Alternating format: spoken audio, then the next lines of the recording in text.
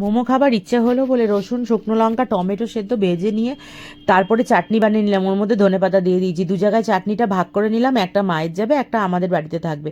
এরপরে বাঁধাকপি আর গাজরকে পেঁয়াজ কুচো নুন দিয়ে মেখে রেখে দিলাম, ক্রাশ করে নিয়েছি, অনেকটা জল বেরিয়েছে কিন্তু।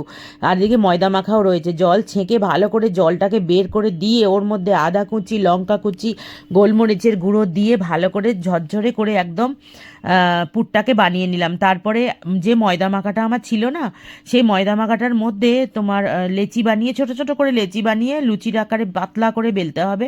তার মধ্যে পুর দিয়ে, পুরটা দেওয়ার পরে শেপ দেওয়াটাই সব থেকে বড় জিনিস। আমি তো পারিনি, বিভিন্ন রকমের করে দিয়েছি, মায়ের জন্য পাঠিয়ে দিয়েছি। আমার মাও ভাববে যে আমার মেয়ে কী কাজ শিখেছে, কিন্তু দেখো তবু তো পেরেছি। দেখো না, খেতে খেতে কিন্তু দারুণ টেস্ট হয়েছে।